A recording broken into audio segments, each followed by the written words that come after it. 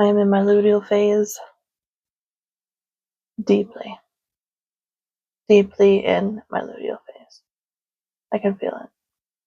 I also track my cycle with an app. I know people say don't do that, but I wanted to have a better understanding of how I felt during different parts of my cycles. And the best way to know is to track and then take,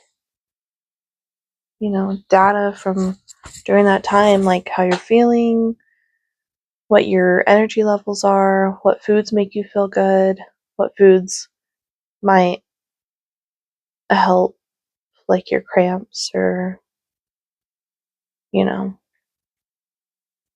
just little things. And like when I'm most bloated during my cycles, which luteal phase, I absolutely am bloated and gassy, which sucks, but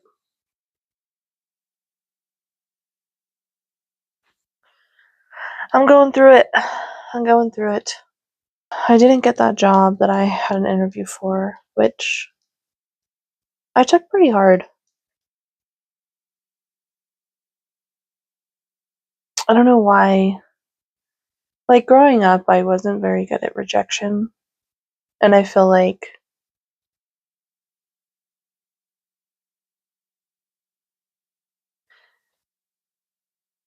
no, I put myself out there a lot actually.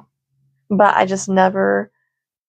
never was good at handling rejection. That just wasn't a thing. I mean, I don't really know who is, but I think it's something that you learn.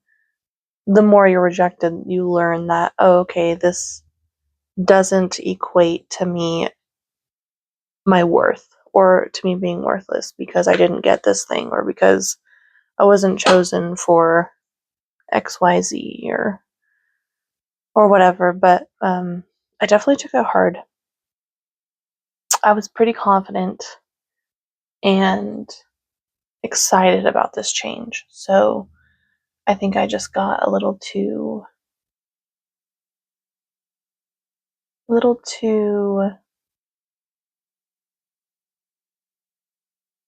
excited about it and maybe expected, a little overly confident, I guess you could say. So it is okay though. It does not equate to my worth. I am still worthy of good things, and it just means that there was somebody else who was more aligned for the job role, and I think that's great for them. So just reframing it uh, in my brain. A couple other things I've been trying to reframe are like, I love myself and I love my body, but I've always been working out to be smaller.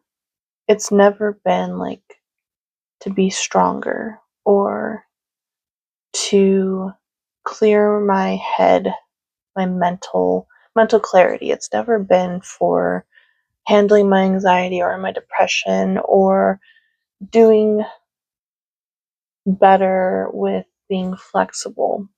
And this year, I felt like I was slowly learning that every exercise isn't meant for losing weight. It's not meant for, that shouldn't be my sole purpose. Because I find that I started to get into some bad habits. So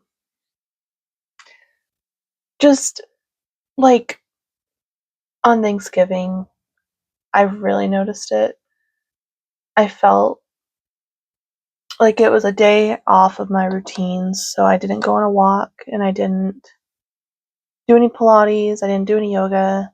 I was like, okay, we're just cozying today, going to spend time with family and eat food. And I already felt pretty anxious. Any kind of event, holiday, where it's a potluck or there's food involved, um, I get really anxious about because I just have a lot of food allergies. And so I'm working on navigating that, not making other people feel bad if I don't eat their food. And also listening to my body and knowing that it's okay if I just don't want something because I'm anxious about it. That's totally fine. So I really noticed it this over Thanksgiving because I skipped a day, went outside of my routines I've been trying to really keep, and I felt so unbalanced. Like that on top of going into my luteal or being in my luteal phase, I know is they're probably like overlapping, but the next day I was like, I can't have leftovers. I need to go on a walk. I was like telling myself that I couldn't, like, it was wrong of me to enjoy that day and eat pie and eat things. And the only way to make up for it was to go and work out. And then I couldn't have more of those things unless I worked out. And I stopped myself and I was like, why am I thinking like this? Like, I don't think I've ever had this struggle of like saying I get to do this if I do this, because I feel like that's a really steep hill in a bad direction, basically. And I was like, oh, that's concerning. So I talked to Dylan about it and I was like, I don't know why I'm giving myself these ultimatums of like, you can't do this unless you do this. And it made me feel so bad. Like I've been so proud of the work I've put in this year with working out, with my yoga, to become more flexible with kind of recently I've shifted my walking to be for my mental health because I found I was having a harder time keeping a routine of it if I didn't think of it that way. And with the seasons changing, I get seasonal depression, and so it felt like it was working for me to think of it in that way. But yeah, I was like, what? Why am I doing that? If somebody else that I loved was telling me like, oh, I can't have pie until I do this or whatever, like I would be, I don't know, I think I would be concerned. I'd be like, no, you deserve that, and you don't have to do this to get that. I think it's okay to like be conscious of, okay, no, I'm eating a lot, like I need to calm down, or I'm eating a lot of sweet treats, and so to have a balance, but that wasn't what this was. It was like it's a holiday and I felt guilty for trying to enjoy the good food on a holiday, and it made me feel bad about myself. I really been sitting with myself, trying to figure out deep within like where this is stemming from, because obviously I want to be healthy and I want to do things that are beneficial for my um, emotional health, my mental health, and my physical health. So, yeah, I don't know. It was just weird. And I feel the healthiest I've ever felt. Like I am a curvy girl, but I love that about me. I love my body. I feel very beautiful and I like who I am as a person. And so it just really concerned me when I was in my head saying these things. I was like, whoa, hold on. That's not normal and that's not a thing you usually do. So what's happening? I do think it's pretty cool how our cycle is very like,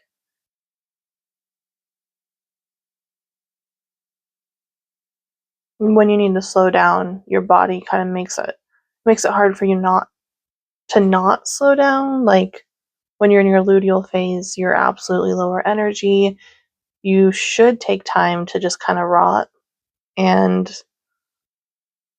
I've been looking forward to rotting the last couple days because of this, Stranger Things. I'm really enjoying watching it with my husband, and I also have another show that I've been trying to watch is Outlander, with learning about all of the spiritual things that I'm feeling a lot more connected. Um, and I just feel, I don't know, I'm feeling really good. So, with my Scottish heritage, I'm loving this. I've been putting on playlists. There's this one playlist on Spotify, and it's like Outlander vibes. And it's just a bunch of really like um, Scottish and pagan kind of witchy vibes, and I'm here for it. That makes me feel very happy. Knowing it's okay to not constantly be busy, constantly working on a project. I have a lot of ideas for things I want to be doing, but I can just sit with them. That's okay. I did order. I've been really intentional with not buying things I don't need and really working on just not buying anything. I did find that I broke the no buy because I gave myself such strict limitations. So I loosened up the reins a little bit, and I'm giving myself, like, okay, in a pay period, two things that bring you joy or are feel like essential to something that you're doing. Whether that's like thrifting something. I really want to thrift some cute vintage looking bowls to eat out of, because ever since I started eating off of my cute little like tea plates and vintage plates, I'm like, oh my gosh, when I use a regular bowl or a regular plate, I'm not happy. Not that I'm not happy, but I just am like, this could have been so much more whimsical. So I'm gonna look for some cute bowls. I also bought myself a game that a bunch of people are playing. Um, oh my gosh, what is it called? I'm literally forgetting. It's a very cozy game, and you can romance people and marry people. Is it the Story of Seasons? Yes, Story of Seasons. And it's, you have a farm and animals, and you sell things and you make things, and it's very cute and it's very cozy, and I've really enjoyed playing it so far. So I did buy myself that. Well, I think this has been a productive conversation.